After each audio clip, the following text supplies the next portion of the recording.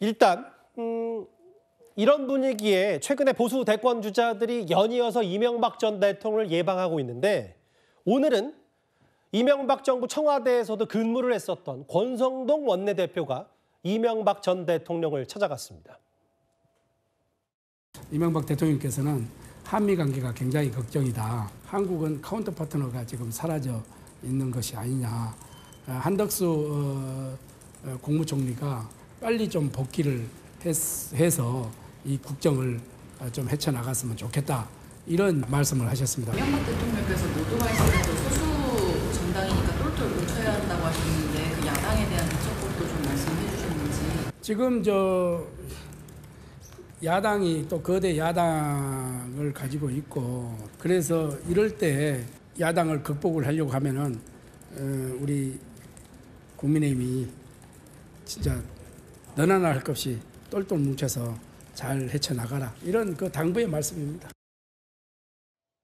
뭐 원론적인 얘기를 했다고 하더라도 지금 야당이 보통의 야당이 아니다라는 취지의 얘기. 전직 대통령으로서 이 메시지를 어떻게 받아들이시겠어요?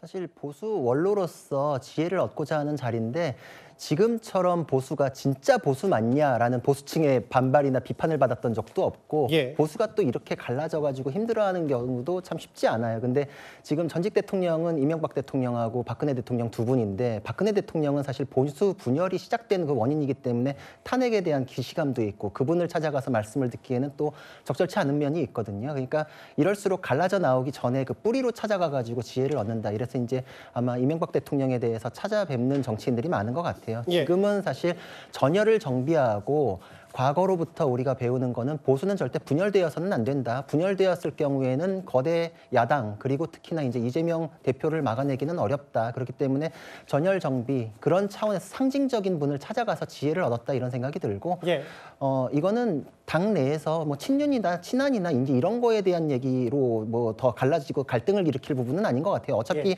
다들 잠룡들은 당 안에서 역할을 하셔야 되는 게 맞고 예전 뭐 사태에서 교훈을 얻어야 되기 때문에 분열되지 않는 모습이 누가 후보가 되고 누가 뭐 서포트를 하고 이런 거에 대해서는 국민들께서 선택에 뭐 맡겨야죠. 그거에 따르는 것이 정치인으로서의 덕목이고 그것을 만들어가는 과정이기 때문에 큰 어르신 이명박 대통령이 찾아가서 이제 저런 말씀을 들었다 이렇게 생각을 합니다. 여당 내부에서는 해석의 영역 중에 이제 반 이재명 전선 혹은 이재명 포비아가 생각보다 더 크다. 여권 내부의 위기감, 뭐 스펙트럼, 뭐 각자 생각이 다르지만 똘똘 뭉쳐야 된다. 이거 상대당 혹은 민주당 내부의 생각도 좀 궁금하거든요. 아니, 그러니까 이명박 전 대통령은 소수 정당이 똘똘 뭉쳐 대통령 밀어줘야 한다. 당이 분열돼 안타깝다는 얘기가 친한계 친윤계 얘기하는 거잖아요. 대놓고 얘기하는 거예요. 저게 지금 할 말입니까? 아니 저는 한동훈 대표 전 대표가 탄핵이 아니죠. 계엄을 막기 위해서 적극적으로 나섰고 친한계가 함께해서 그걸 막아냈어요. 잘한 일이죠. 그게 정상이지. 지금 계엄한 걸 옹호하고 계엄에 대해서 긍정적으로 평가하고 이런 말을 하고 있는 극우 쪽으로 가고 있는 국민의힘의 지금 지도부가 잘한 겁니까? 저는 저렇게 얘기하면 안 된다고 생각해요. 정말 정치 지도자고 본인이 정말 전직 대통령까지 했으면 계엄에 대해서는 잘못한 거다. 그거 빨리 건너가고 이제 새로운 보수의 기치를 내세웠나 이렇게 얘기가 정상인 거죠. 저렇게 분리된 걸 얘기가 똘똘 뭉쳐야 된다는 결국 윤석열 대통령 중심으로 다시 뭉치라는 거 아닙니까?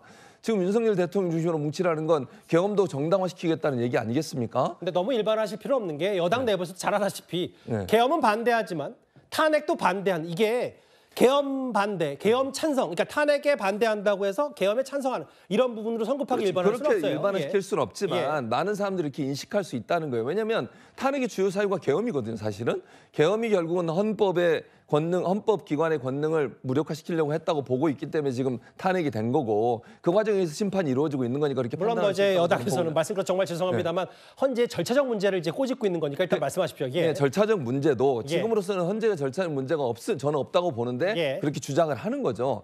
근데 문제는 뭐냐면 이게 똘똘 뭉치라고 하는 말이 갖고 있는 상징성을 얘기하는 거예요. 그럼 윤석열 대통령이 다시 돌아와가지고 정권을 유지하면서 그 가운데 국민의힘이 똘똘 뭉쳐라 이렇게 이해될 수 있는 거잖아요. 국민의힘 지지자들 중에 저 말을 그렇게 받아들이면 그렇게 되면 어떻게 되겠습니까? 저는 그건 아니라고 생각해요. 보수가 정말 새로운 어떤 변화의 시점이 돼야 한다고 생각하는데 그러지 못하는 부분에 대해서 따갑게 지적하고 새로운 변화를 추동해야 한다고 주장해야 될 텐데 그러지 못한 것이 너무 안타깝습니다. 이제 중간중간 약간 좀 건너뛴 부분이 있어서 제가 2번 정도 반론을 제기했는데 더 이상 얘기하면 싸우는 것 같아서 이 정도는 정리하겠습니다. 알겠습니다. 지금까지 들은 여러분들의 목소리를 만나볼 차례죠. 첫 번째 댓글입니다. 대세는 기울었다. 어디로 누가 판단하냐. 물음표 3개가 나왔네요. 그러니까 김현태 707 특임단장이 제기한 민주당 회유 얘기하신 것 같고요. 707 단장은 뮤지컬 단원이냐. 눈물 흘림의 피해자라더니 이젠 회유까지 당했냐. 오락가락한다 뭐 이런 얘기를 하신 것 같아요. 재판관 집까지 찾아가는 건 선을 넘었다고 비판하셨습니다. 계엄과 내란을 두고 왜 한국사 강서대 싸우냐라고 싸잡아서 비판하셨고요. 마지막 보겠습니다. 광주도 대한민국의 땅이다. 모두에게 공정하게 기회를 줘야 된다. 표현의 자유, 뭐 이 말씀하신 것 같습니다. 댓글 5개 모두 감사드립니다.